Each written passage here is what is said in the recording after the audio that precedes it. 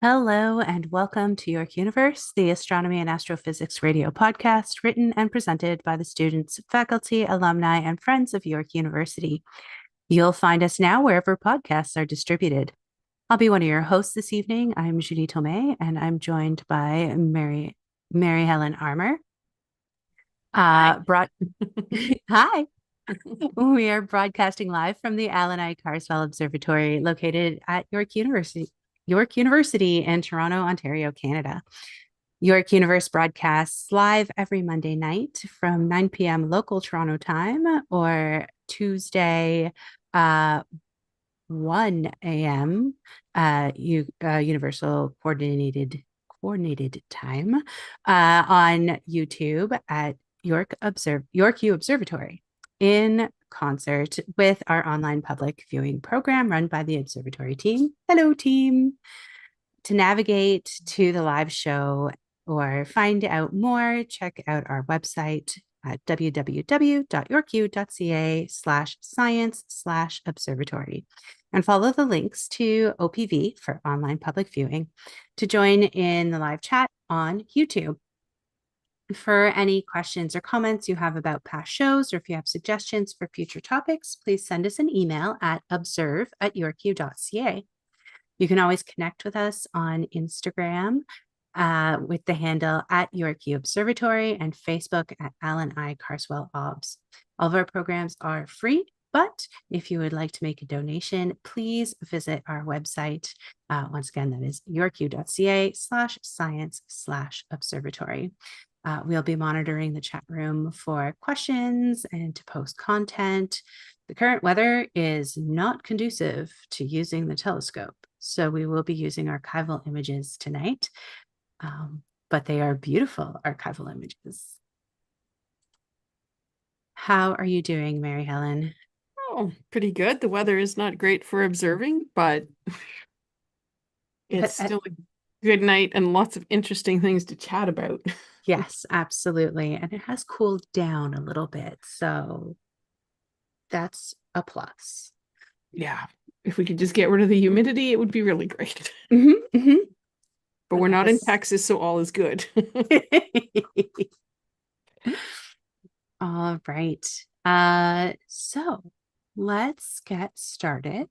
We'll dive right into this week in space and astronomy history.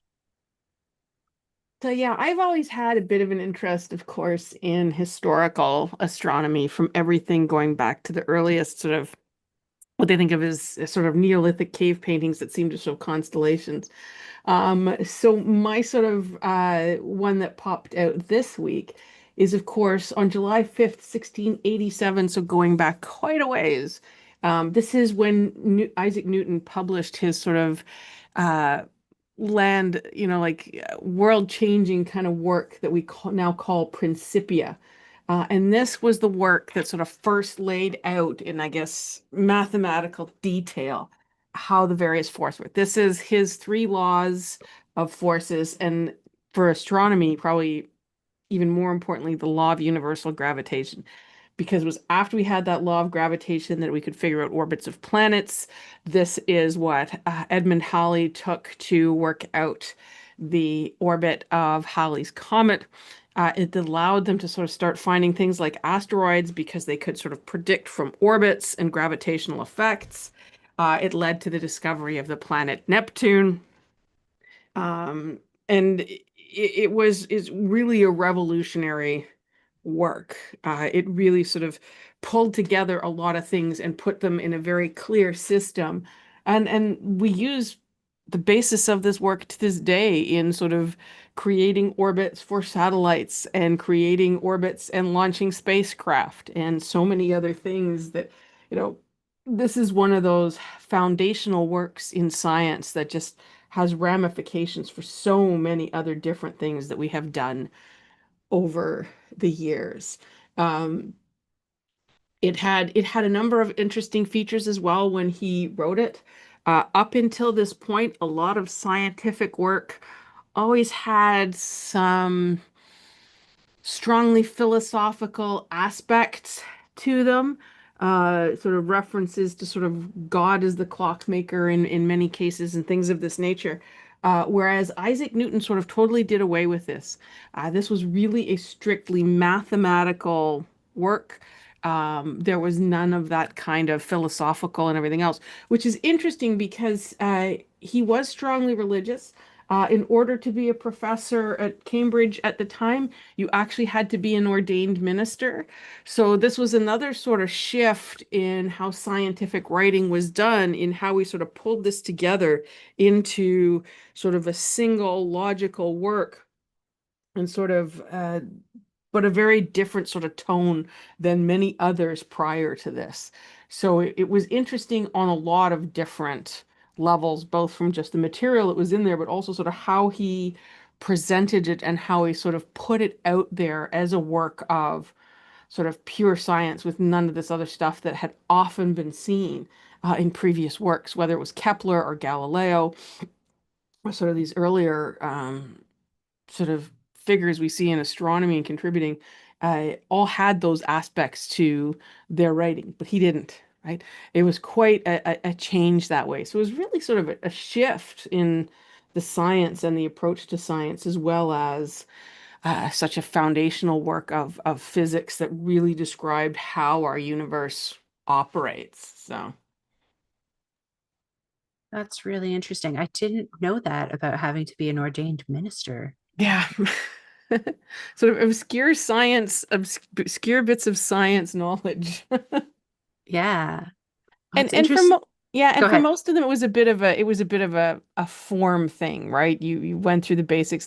He actually took it quite seriously. Like Isaac Newton a couple of times in his life was given sort of jobs or positions that were kind of, meant to be okay, well, you just do this and that's your title, but someone else is doing the real work. But he actually, both in that case and in when he was made master of the mint later on, took the job quite seriously, even though it was meant to be kind of a cushy executive suite job where he wasn't expected to do a whole lot. But it was quite interesting that he took these things very seriously. Neat. I happened completely by coincidence on my way home today uh, to listen to a podcast actually about Britain and slavery that mentioned Isaac Newton. So we like you're talking about like how science is done, and we have this like myth, if you will, of like, the lone genius, uh, you know, Mhm. doing his work by himself. But they were talking about how, like, in order to write Principia, he needed loads and loads of data.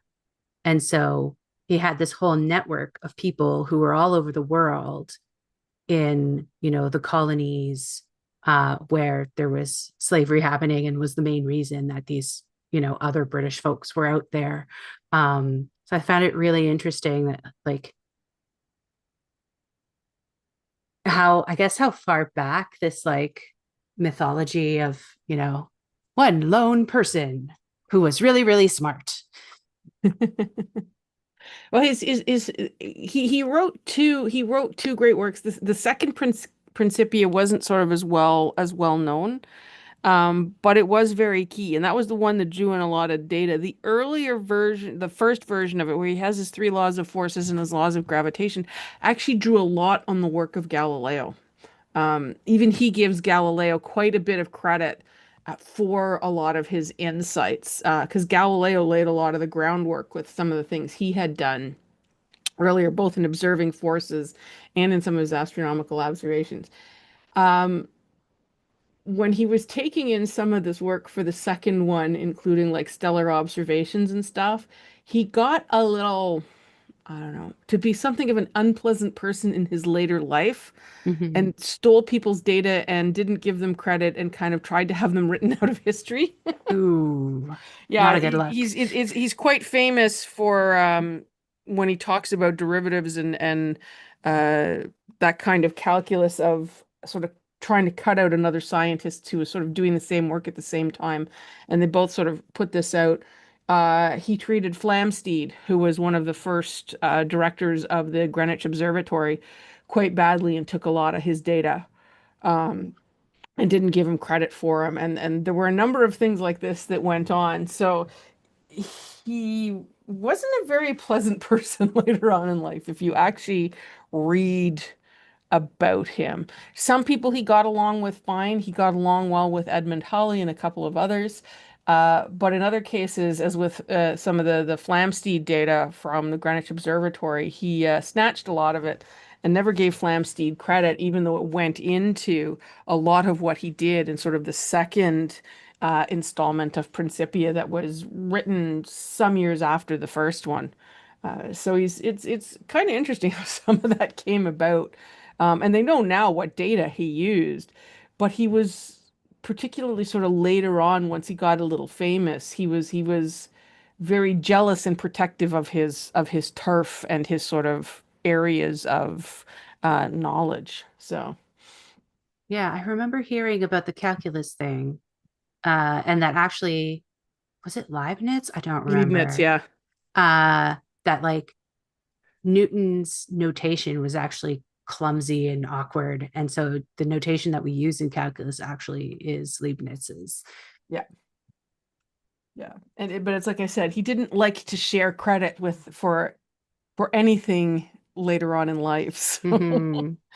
he's quite an interesting personality if you read about him in some detail. Actually, a lot of these guys, whether you're talking about Kepler or Tycho or Yes. Galileo, they're all very interesting personalities. We tend to forget that in science, but they were all people and they all had personalities. Yeah. And I think it gives it a little more realism when you realize sort of what was behind sort of these myths that we've built up around some of these people.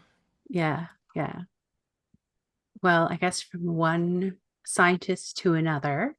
My first item for history this week is July 1st, 1916, and the birth of Josef Shklovsky, who was a Soviet astronomer and astrophysicist. He is known for work on theoretical astrophysics, a book on extraterrestrial life, which was published in 1962 and was then revised and expanded and co-authored with Carl Sagan as Intelligent Life in the Universe in 1966.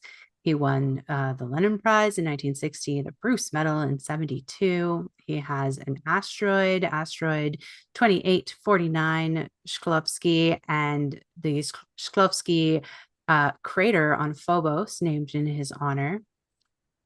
He was born in Kharkiv in what is Ukraine today, but was then part of the Russian Empire, into a poor Jewish family.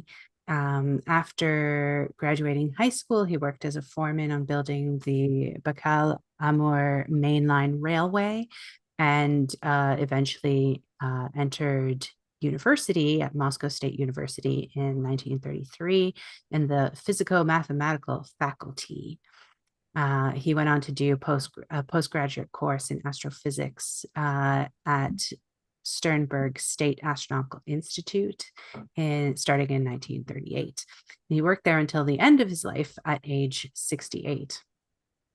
Um, his research interests included theoretical astrophysics and radio astronomy, the sun's corona, supernovae, cosmic rays, and their origins. He showed that radio wave radiation from the sun comes from the ionized layers of the corona and developed a mathematical method for telling thermal and non-thermal radio waves apart in the Milky Way in 1946. He suggested that radiation from the Crab Nebula was due to synchrotron radiation, which is a highly energetic electrons twisting through magnetic fields at speeds of close to the speed of light. He suggested that cosmic rays from supernovae within 300 light years might have been responsible for some mass extinctions on Earth. The list goes on. He examined the orbital motion of Phobos, the moon of Mars, and found that its orbit was decaying, and uh, thought that if that was due to friction from Mars's atmosphere, then the moon uh, had a very low density, and uh, might be hollow or of artificial origin. That was proven false. Um, he and Carl Sagan argued for serious consideration of paleo contact with extraterrestrials uh, in the early historical era, and for examination of myths and religious lore for evidence of such contact. Their co-publication was interestingly set out. It alternated between paragraphs written by each author. And it was the first comprehensive discussion of extraterrestrial life, including biological and astronomical aspects. He looked at X-ray and optical observations of Scorpius X1 in 1967 and concluded that the radiation comes from an accreting neutron stars. And this was before the discovery of pulsars.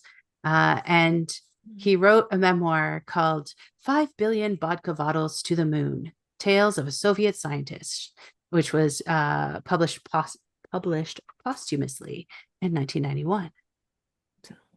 That's quite an interesting biography if you look at it. I mean, that's quite extensive from, from moons of Mars to pulsars to corona. It just I think sometimes in the modern science area, people become so focused Yeah. that, like you may be very, very expertise in what you do, but often it's much more limited in scope. And yet earlier in the 20th century, people did a lot more of everything in some ways, right? I mean, Yeah. all of these are tied together through some of the mathematics, but not many people would have that kind of scope of touching on so many different topics.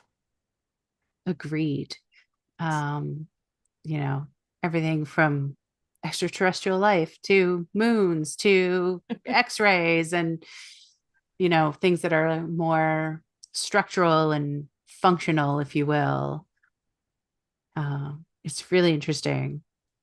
I find that like the idea though of him and Sagan arguing about the paleo contact as quite interesting because if you watch Carl Sagan sort of later in his life and in the Cosmos series and stuff, he almost seems to argue against it at that point. I Hmm. mean, he talks about extraordinary claims, meaning extraordinary evidence.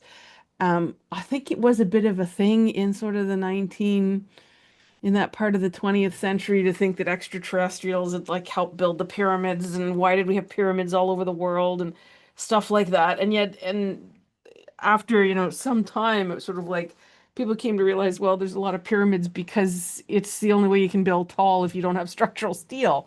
So all these cultures came up with different variations on it if you wanted to build taller buildings. But it's interesting because it's like I said, I would say from the Carl Sagan Cosmos series and some of the stuff he talked about later in life, he tended to, I think, have gone the other way that, there's absolutely no evidence for this.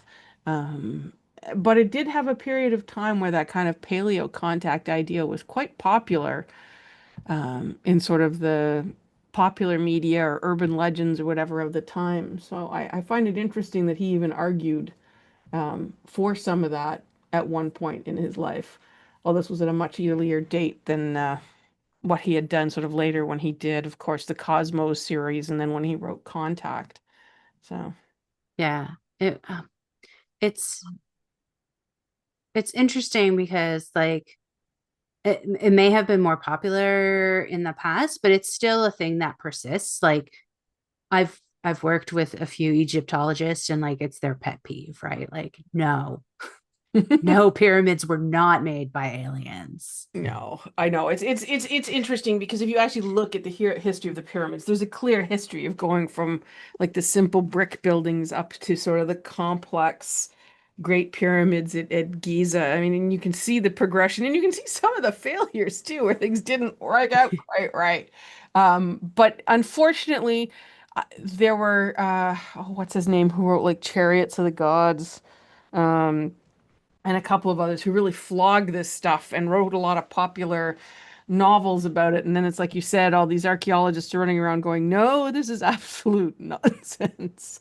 Humans were actually quite clever. We could do this kind of thing. Yeah, yeah. I mean, I have a colleague who will, you know, argue that these attitudes are very colonial and racist, frankly. It's like these not white people couldn't possibly have done this. So it must be aliens. Yeah. But I think it's across the board because they make the same argument about Stonehenge, you know. Um, and that's sort of like in Britain and stuff. Hmm. So I think there's just a general sense of how humans could never have been this.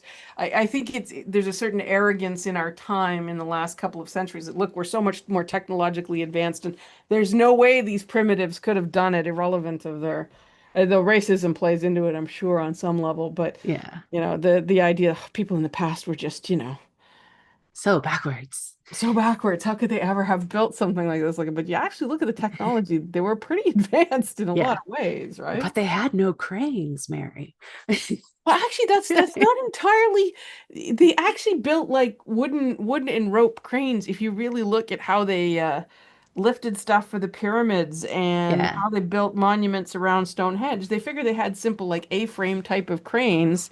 We know the Romans had them quite clearly. So Hmm. I always get a chuckle when this whole, paleo contact thing, and it had to be aliens that taught us how to do this Yeah, because we're yeah. too stupid to have figured it out on their own. And it's in the literature there. I mean, the whole Space 2001 has a bit of that element with those black obelisks and everything. So it's very much been in part of the popular culture. Yeah, yeah.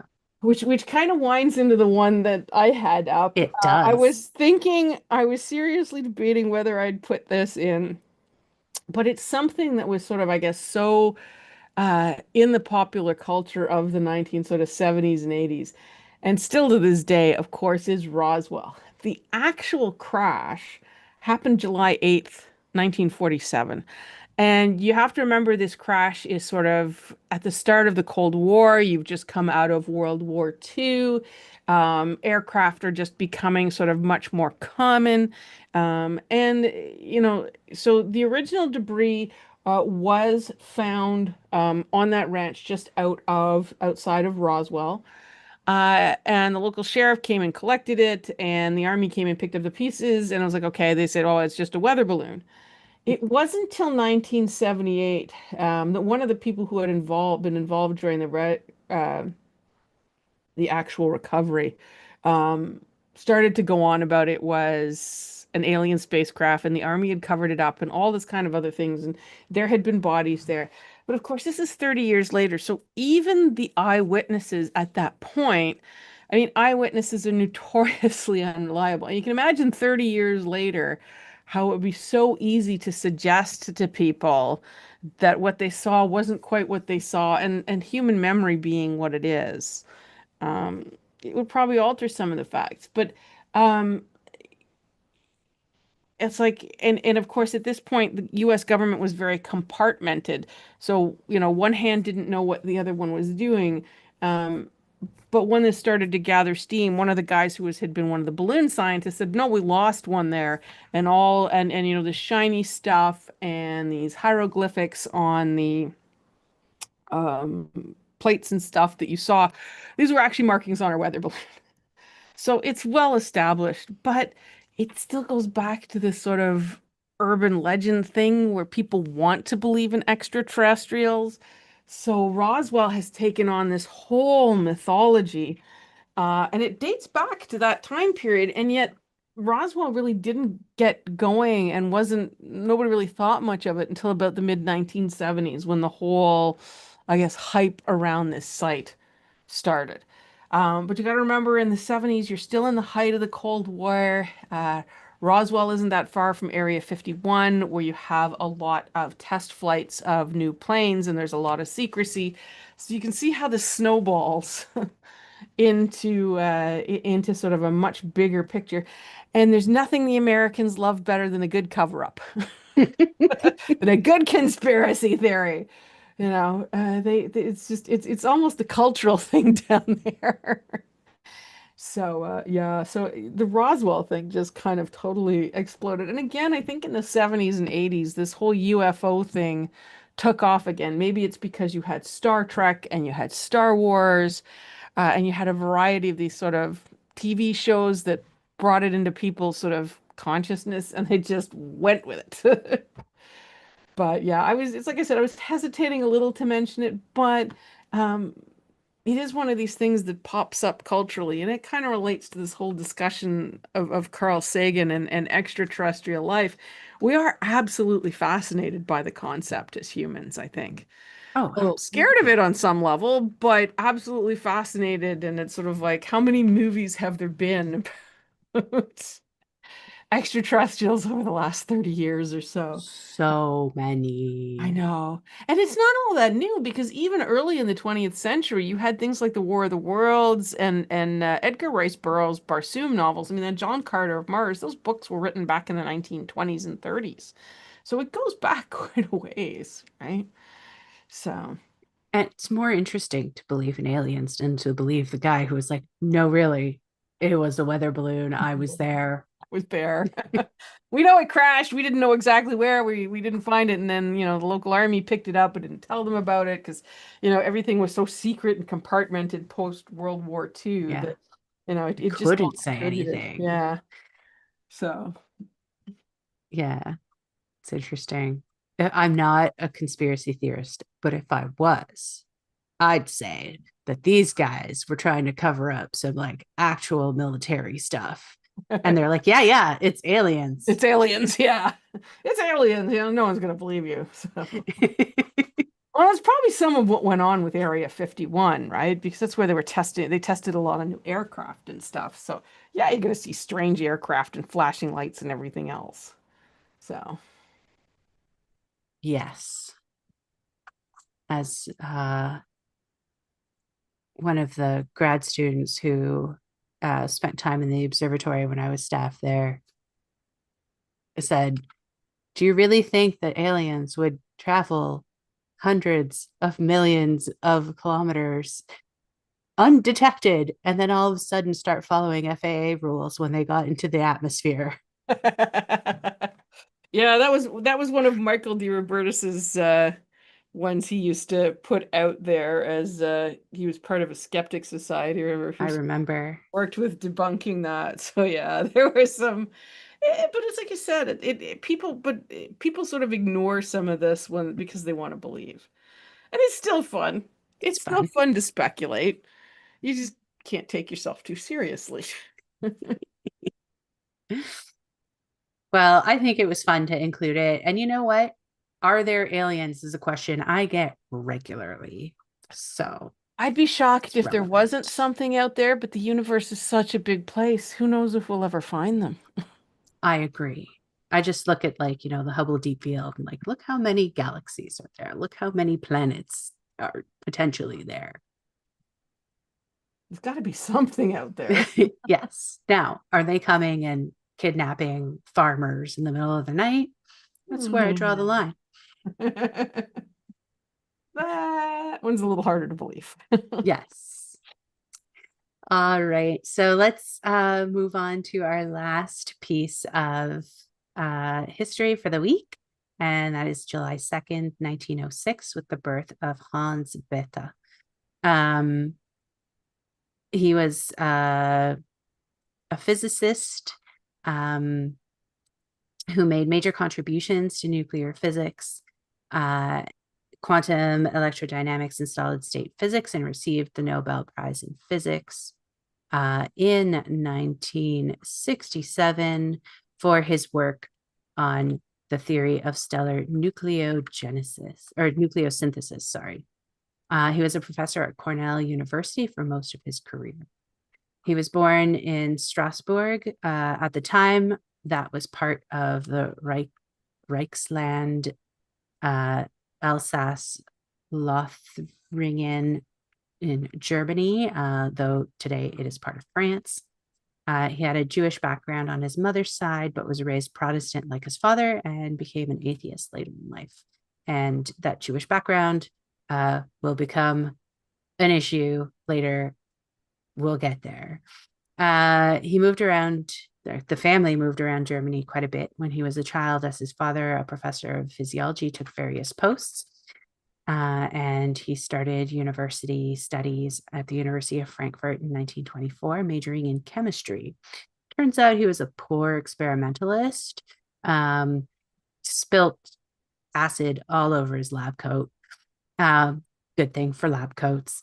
And but he found that he liked physics. So he started studying physics, and he switched to the University of Munich in 1926, which had a better physics program, and studied there under Arnold Sommerfeld. He accepted an appointment as an assistant professor at the University of Tübingen in 1932, but lost that position due to his Jewish background because of the Nazi law for the restoration of the professional civil service. And because it was a government post and he had a Jewish background, whether or not he was practicing, the Nazis didn't care. And so he lost his job. He left Germany for England in 1933 to take a position as a lecturer at the University of Manchester, and it was the next year was offered a position at Cornell University. He had already accepted a fellowship at the University of Bristol, so he finished that up and then he left for the US. Like our previous scientists that we have mentioned this episode, his list of achievements is long. He developed the Bethe-Ansatz, which is a method for finding the exact solutions for eigenvalues and eigenvectors of certain one-dimensional quantum many-body models in 1931. I know those words.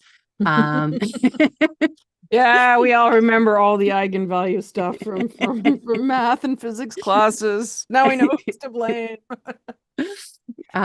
He published a paper that established the CNO cycle as the primary source of energy in heavier main sequence stars in 1939, and that is the work that he won the Nobel Prize for.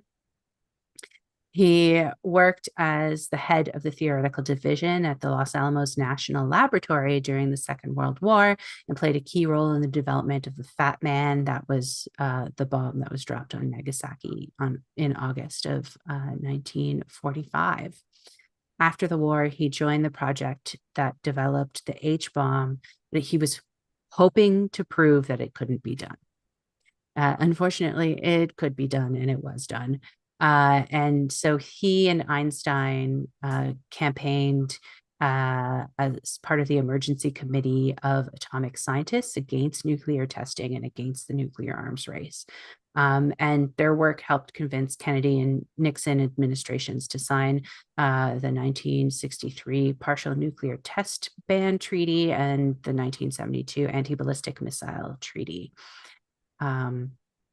He wrote a paper that calculated the Lamb shift, credited with revolutionizing quantum electrodynamics and led to a modern era in particle physics. He contributed to understanding of neutrinos and was key in solving the solar neutrino problem. He was part of the committee that did the analysis after the Chernobyl disaster. He contributed to the understanding of supernovae and their processes. And he published well into his 90s. He published at least one major paper in his field for every decade of his career, which spanned 70 years. He's one of the few scientists who have, published into their 90s. Yeah, that's keeping active for quite a while. Like I think in this day and age, publishing well into your 70s isn't unusual anymore. Um, but into your 90s, yeah, that's getting up there. Yeah, That's he yeah. lived to be 98. Yeah, that's impressive. It's a long life, long storied life. Yeah. I mean, if you think of the things he lived through from, the origin of the atomic bomb, the origin of computers, the whole Cold War, it's quite a, interesting times to have lived through. And I find it interesting that he was even involved with the Chernobyl disaster because that was quite huge at the time. Yeah. So, So good on you, Hans.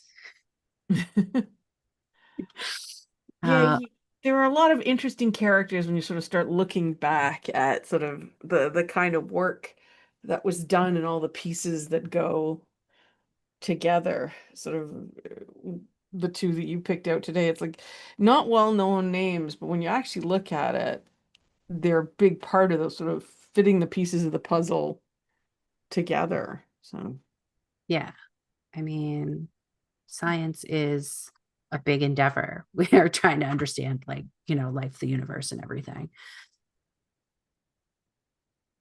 Takes lots of people. yeah. All So right, folks. You are listening to York Universe. We are broadcasting live from the Allan Carswell Observatory, located at York University in Toronto, Ontario, Canada. You can swing over to our website, yorku.ca/science/observatory for chat questions, more content.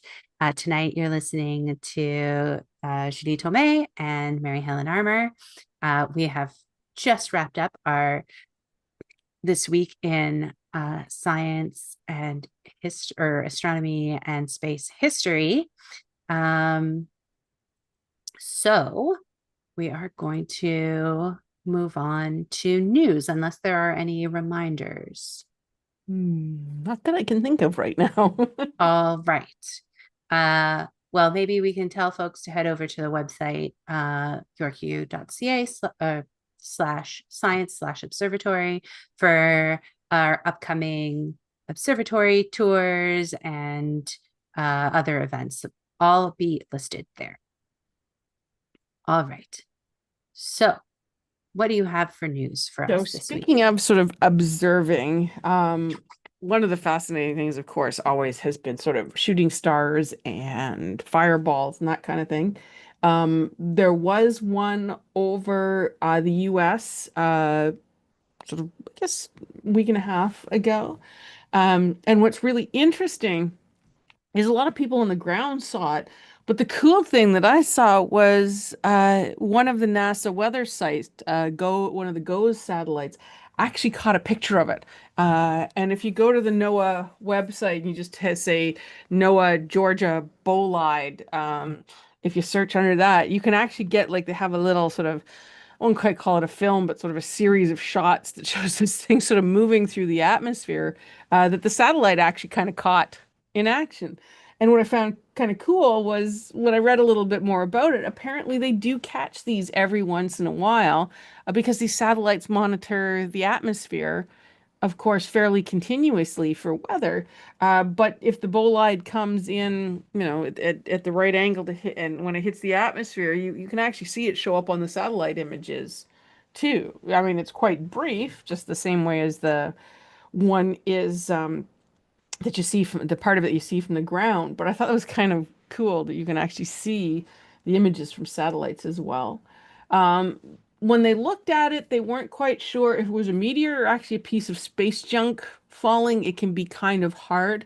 If often with these fireballs, most of the material burns up in the atmosphere, so nothing makes it to the surface. So it can be a little hard sometimes to tell what exactly came through the atmosphere. And there's so much space junk up there that, it's getting to the point where space junk is almost as likely to be what you're seeing as sort of meteors coming in contact with Earth's atmosphere.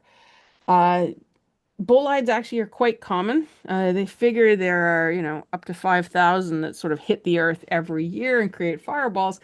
But since Earth is covered in so much ocean and the Arctic and the Antarctic, the vast majority of them aren't seen, right? So a lot of these objects that are coming through the atmosphere don't actually get observed by human observers most of the time. Um, and very little of them usually survives to the ground because of the extreme speeds. I mean, asteroids will be moving, meteorites will be moving anywhere from about 20,000 to as much as 80,000 kilometers an hour. So these extreme speeds just mean when they hit the atmosphere, they heat up so much, the frictional forces just basically vaporize them. And that's what you're seeing when you see the fireball, is you're seeing this material being sort of vaporized in the atmosphere. So that was kind of one that was seen. this week. And as we have more dash cams and cell phone cams and doorbell cams, we're catching more and more images of these things, which is kind of interesting because it does allow us then to sort of look at them, look at sort of them passing through the atmosphere in a little more detail. Because, prior to sort of cameras everywhere, a lot of the time they were observed, but nobody got images that they could study that well. But, between satellites and cell phones, we capture these images of everywhere. I mean, I don't know if you remember a few years back, that big one that hit in Russia, I do. and it was caught on a whole lot of drivers' sort of dash cams. It was quite a large fireball. That was one of the ones where they actually had pieces that survived to the surface. But in that case, they were all caught on dash cams, which I thought was kind of funny. But Yeah, I apparently, remember that. yeah, Sort of apparently like dash taught the cams are world very that common in Russia for some reason. exactly. Um, yeah, that was like, wait a minute, why do they have so many dash cams in Russia? And also cool. Cool, you got some great pictures, guys. Yeah, I always think it's really neat to see photos or images of stuff that we can see from the ground, but seen from the other side.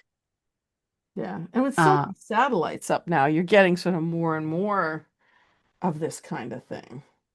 yeah, and like there's so many photos that are taken like from the ISS of like things like the aurora from space Oh yeah. as opposed to the aurora from the ground. Or I saw a picture, I think it was one of the astronauts on the space station got a picture of something called a sprite, which is Oh yeah, like I saw that one. Yeah, it was it's like that pinky reddish.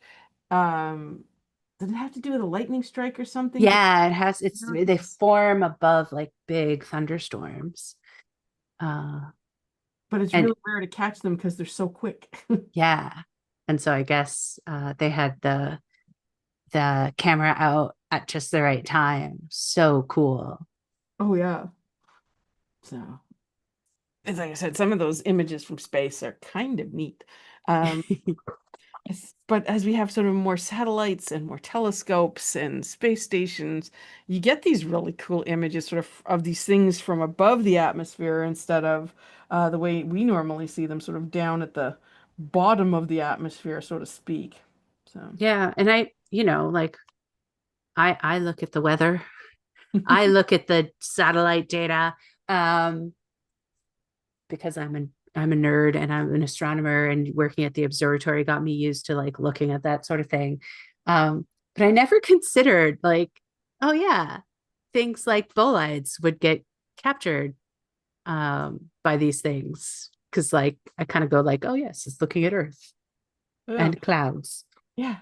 But it's like I said, and probably even the people who put them up there, it's sort of like, oh, well, we're gonna look at clouds, and didn't sort of consider until they actually started catching pictures of these things that there's always more to it. I mean, and science is like that. I mean, I don't know if you remember when the Kepler mission went up, it was all about exoplanets. And then Mm-hmm. the variable star guys got to the data and they're like, oh, cool, there's so much here. Because so many of, the stars they were observing were, they had you're looking for transit, so you're looking at changes in light levels. But that's the exact same observation you need to make of like variable stars. So there's been a huge amount of variable star stuff that's also come out of the Kepler data. That was never what was intended. But, there's always more than one way to use these things. Oh, So, that is so awesome. I did not know about the variable stars yeah. Well, I did, folks yeah, rating the Kepler data. yeah, because when they did, and the thing is, you could see it because if you ever did this citizen science, when you went looking, they put Kepler data on where you could search for the exoplanets um, when it came out because there was just so much data they couldn't get through it. And I actually went through it and did sort of the whole exoplanet searching thing, and I did actually tag one or two. Um, but you could see when you're looking at the light curves, having a background in astronomy, it's like, look at all these variable stars because they could sort out quickly where there were sort of spikes or changes in the light curve, but they didn't know where, and that's where people would go and look at it a little more closely. But you could really see the variable star data. It clearly wasn't a planet. but you could see the change in the light curves um, for some of these variable stars. It was kind of cool. It's like, oh, look at all this other stuff. That is awesome. All right, so let's move from one set of data to another set of data. And this set of data comes from the JWST and in concert with the Chandra X-ray Observatory. So a team led by PhD student Sangjun Cha of Yonsei University in Seoul, South Korea, and a professor of astronomy, James G., who is both at Yonsei and the University of California, Davis, have used data from JWST and from Chandra X-ray Observatory to produce an image of something called the bullet cluster, which is a collision of two galaxy clusters located 3.9 billion light years away in the Carina constellation. The colliding galaxy clusters are great objects to study in trying to understand dark matter because there are huge amounts of it at play. And this results in opportunity to see how the particles of dark matter interact, if at all, which is clues to what the properties of dark matter are, which is clues to what dark matter is actually made of, which is a huge mystery. Um, the new image reveals the location and the mass of dark matter in the area and points to a way of figuring out what the dark matter might actually be. So the image shows a field of galaxies, um, as well as some false colored data overlaid on it. So there's hot gas, which was detected by Chandra, and the infrared, uh, or the inferred rather, location of dark matter, also false colored, but in a different color, that was measured by JWST, or found through looking at data measured by JWST. This isn't the first time the cluster has been imaged. Back in 2006, it was imaged in an attempt to do the same thing with the Hubble Space Telescope and Chandra. And it showed the presence of dark matter based on how light from background galaxies are being gravitationally, or is being gravitationally lensed by the dark matter. But the JWST images are, I mean, it's a much newer telescope. um, It didn't need so glasses. it didn't need glasses. Not, I mean, Hubble is a wonderful instrument, but you know, it is decades older than the JWST.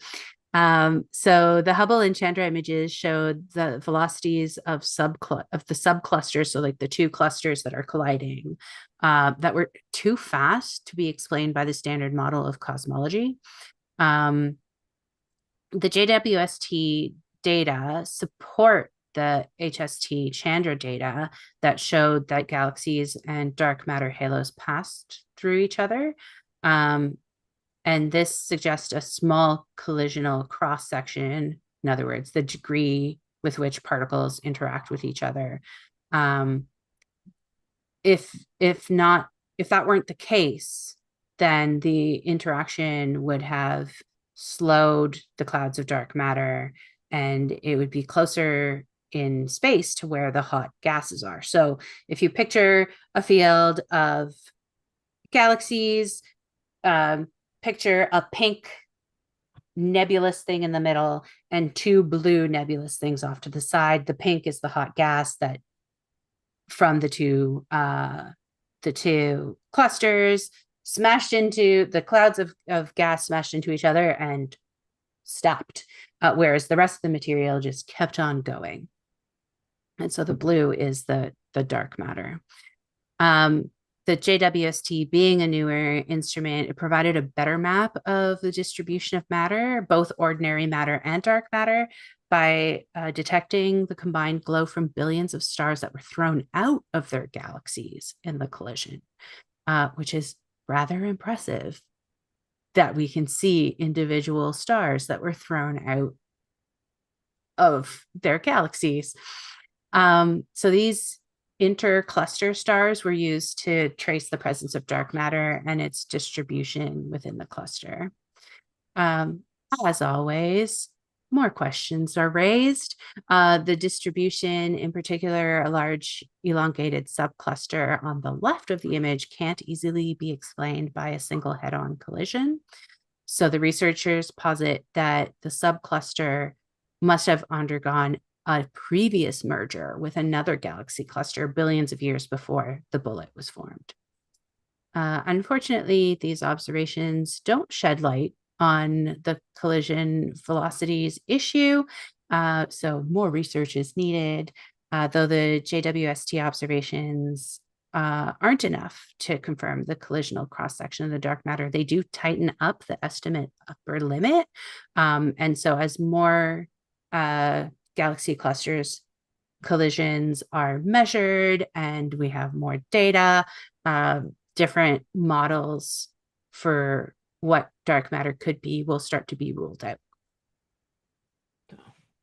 Yeah, I just find it fascinating that every time you turn around right now, there's something else coming out of JWST. And they're all so different as to what you're sort of looking at. It's just it fascinates me sort of the depth and the extent of all the different things this instrument can look at. So it's just I don't know. I guess in Hubble in its day was the same thing, but it's like right now it's like every new sort of astronomy news like seems to be tied to the JWST somehow. Yes. And soon I feel like it'll be like the battle between the JWST and like the Rubin telescope. Like, Oh yeah, because that what one of course just amazing came online. image will we see today? What's the yeah, and you never know quite what you're going to get. I mean, the two telescopes have very different jobs though.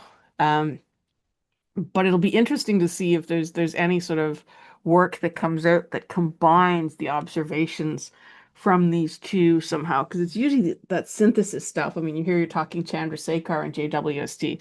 It's usually the synthesis of data across different platforms that just leads to some fascinating discoveries at times. So, Oh, yeah, absolutely. Right. If you're looking at different wavelengths, putting it together, seeing how it compares. Um, I remember the excitement around, the gravitational waves. Like it's a whole new way of looking at things. yeah, the whole LIGO Observatory when they built it, that was yeah. It's like coalescing black holes and all kinds of cool stuff that they were looking at with that. Yeah, it was so cool. Yeah, Um, it's like I said, our understanding of the universe is so driven by technological improvements from, in the 90s when you got CCDs to now all these telescopes with, different abilities to either, Vera Rubin that looks at the whole sky every night or, JWST that can see in different wavelengths. It's just the amount of data that's being collected is just fascinating. And it's, I don't know, there's just so many different things that go on. And every time there's a new piece of technology, I'm like, hey, we can use it to do this. It's like, cool. yeah. And what's I think it's neat that like as technology, like yes, the big technology is evolving, but like, what's available to, hobbyists and stuff is evolving too. Um, at the open air astro fair a couple weekends ago, they had some sea star telescopes out, just like tiny little things, just sitting there making beautiful images. It's like, I think I want one. I know, I've thought the same thing. I'm like, oh, good heavens. Those are so cool. It's so much more portable than my giant Dob. I know. I mean, and in the end, they are still in the same price range as the sort of more traditional telescope. Now, you're not looking through them quite the same way, but it's, like if you think in terms of like what amateur astronomers have sort of done over the years, and now you've gotten to this point. I just wonder how well, part of me wonders how well you could use one of these sea stars to do like comet hunting. Like, could you Ooh, actually use them to scan the sky if you're just like setting it up and then looking for the light trails, right? hmm. Hadn't thought of that. I was just like, finally get some images of things without fighting with the every time I'm up at Killarney, I find all the gremlins in the system. I'll be honest, I'm usually bad when I don't do the solar observing. I do the sort of meteorite discussion because that's more where my background is. And when I do the nighttime observing, I usually let the Killarney staff run the observatory. It's like, okay, you point them to this target, um, let them come in and look at the telescope, and I'll talk about all the cool things that are in the sky right now, and keep them busy when there's this line, like while people are waiting to try and actually get into the telescope. So. Yeah, I spend every clear night in the telescope in the dome because like this is my 1 week a year that I get to do this. Let's do it. And I mean, I used to do a bit of astrophotography, but like back when it was like film and I had an OM1 and now it's like digital and there's all these computer programs that I don't know how to use. And it's like, hi, Bruce. I don't know what I did. I don't know what I did, but it's all I don't computerized and I'm know. not sure anymore. I know, I'm the one, I'm like, oh, good. You can just tell a computer where to point it after you've sort of made sure everything's calibrated and go, rather than, trying to point and hope you catch the right target and then turn on the tracking. Yes. I have learned that I don't my eyes are not as good as they were when I was 20. Like I used to have no problem, star hopping or whatever. And then the first year I went, the big telescope wasn't working. And so I was trying to star hop using the little one that doesn't have to go to it's got tracking, but no go to. Oh, It's lovely. like I know the thing is supposed to be there. I know it's Okay, give me a supposed to be minute. there. Wait a minute. Yeah, I've never had very good eyes, so I always found star hopping very challenging. So I'm like, oh, good, the computer can do it for me now. Oh yeah. Um, or as I said, when we have the Arboretum tours and I'm up there, I'm like, okay, well, this is what we have students for because your eyes are much better than mine. So you find it. I'll tell you what you're looking at, but it's probably easier for you to find it than me because your eyes are better than mine. Yeah. I've always got my family with me, so I've kind of trained them on how to like help people into the dome so I can be outside and like talk about the sun during the solar observing. So, All right. Well, we are coming up on the top of the hour. Um, so you have been listening to York Universe, the astronomy and astrophysics program, written and presented by the students, faculty, alumni, and friends of York University. Your hosts this evening have been Mary Helen Armour and myself, Shinli Tomei. You can always connect with us on Instagram at the handle York U Observatory and on Facebook at Allan I Carswell Obs, or head over to our website, yorku.ca/science/observatory for content and updates and viewing nights and all that wonderful stuff. Thank you so much for tuning in to York Universe. Thank you, Mary Helen. It's been lovely doing the show with you tonight. that's been fun. And so we will wish you clear skies and have a good night.